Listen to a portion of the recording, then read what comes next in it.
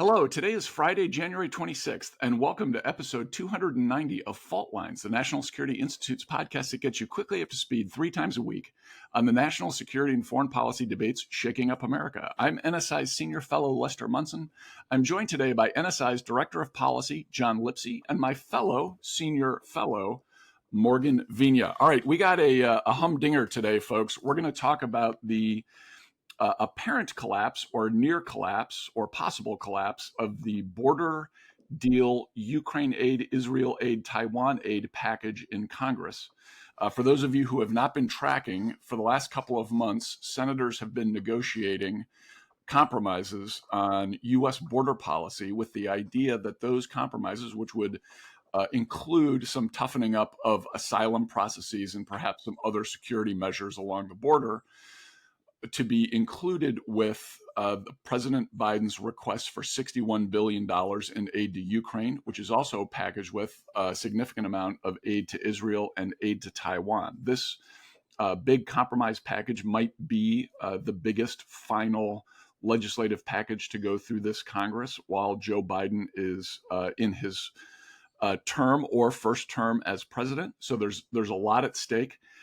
Recently, former President Trump has urged Republicans in Congress to resist any kind of deal on the border, implying that he would like to solve the problem should he become president again. And of course, he is a candidate for president. There were some remarks by Leader McConnell this week after a Republican meeting over lunch in the Capitol, in which he described the situation and the political risk for Republicans, but also articulating his continuing support for the negotiations and a package deal and his strong support for aid to Ukraine. So there's a lot to unpack here. There's a lot of issues going on. Morgan, let's go to you first. I know you've got some thoughts here about what exactly is going on in Congress right now. Yeah, so I think there are a couple of things here. First, let's get one thing straight. Donald Trump is not head of the Republican Party. He is not an elected representative of the American people. He is not even the Republican nominee for president. So Congress deliberately not taking action because a candidate told them not to, quite frankly, is an affront to democracy here. Thing two, the theory was that when the president grouped immigration, Israel, border funding, Taiwan, Ukraine, all together in one package, that somehow it would be sail through Congress, I think is, a complete false assumption. And I disagreed with this approach from the get-go. I always felt that there was going to be more difficult to negotiate this full package and delay needed assistance to our partners, as opposed to getting this all together, because I just never thought you were going to be able to find consensus. Clearly that is playing out right now. And I think the sad reality is that we had a chance for Congress to move this package in 2023. And now that we're in an election year, it is only going to be even more difficult to get anything done. John, that is the hottest of hot takes. What's your reaction? I don't have a reaction on who on our candidates right now, but look, I think this is less about Trump, frankly, than just where the party is more broadly in Congress and the House.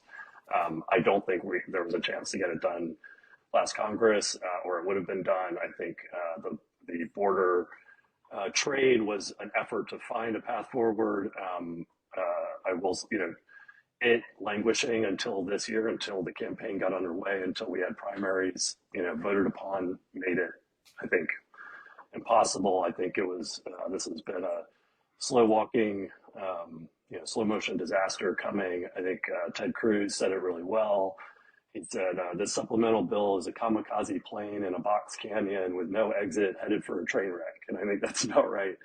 Unfortunately, I think, look, I don't think we're going to get a deal through Congress on immigration. I think that throws, in particular, the Ukraine aid into, a massive question for the foreseeable future. I do think, so I don't think we'll get anything done on that in the near term. I think things are going to have to get worse before they get better. I think we'll see, we're hearing from the administration, from NATO, from the Ukrainians themselves. They're under severe ammunition shortage. They're rationing. They're under real strain and real threat, and are starting to become vulnerable in really concerning ways. And I think as this deal falls apart, as Russia is able to take advantage of the situation over the coming weeks and months. Ukraine's been out of the media spotlight for a while. I think that starts to change. And I think that's where you start to see the politics potentially change, and you start to see, maybe more potential for a deal, for an aid package to get done. But I think it's incredibly challenging and will remain so. John, who's to blame if there's no aid package in the next few weeks for Ukraine and the Ukrainians start losing to the Russians in this existential battle for them? Yeah, I mean, we're all to blame.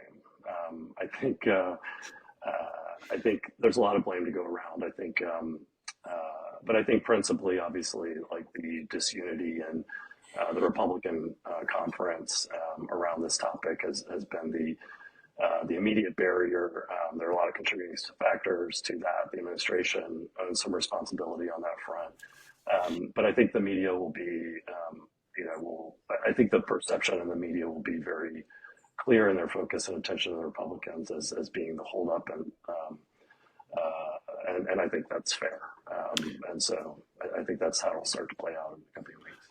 Morgan, I want to throw you a little bit of a wild card question here. If you, and let's leave the Israel question aside, but if Ukraine aid fails in the next couple of months and there's no new assistance from the U.S. and things start to get really dark for the Ukrainians with respect to the Russians attacking them, who wins? What's the implications of that for U.S. policy towards Iran and China and geostrategy, generally speaking? Well, so I think you're making the assumption that the Europeans will not come through. I am, yes. Right. So assuming that the Europeans do not come through and defend their borders, I think this sends a very positive message to Iran, to China, and to all of the adversaries across the world that would love to see U.S. influence continue to erode.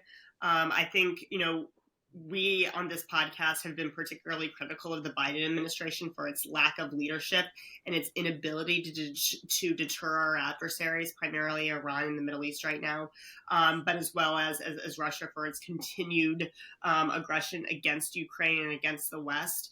But I think we also have to have sort of a reality check here and say that if we're not able to come to the needs of the Ukrainians and block Russia from further aggression, that stands on the shoulders of the Republicans as well.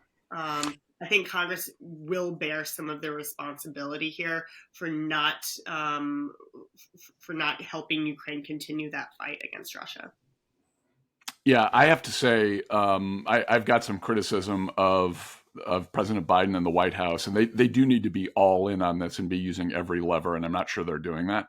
But at the end of the day, the responsibility for this failure, and it will be a hugely significant failure for U.S. interests around the globe, not just in Ukraine, not just in Israel. It's going to change, I think, the behavior of China. It's going to make their possible aggression against Taiwan more likely. It's going to make managing that bilateral relationship even more difficult. The blame for that will lie entirely on the Republican Party. It is a massive failure, and the influence of the former president is the dominant factor here. And the inability of members of Congress to stand up to this very, very, very bad idea that they do not work with the White House on a compromise here. So that's a wrap.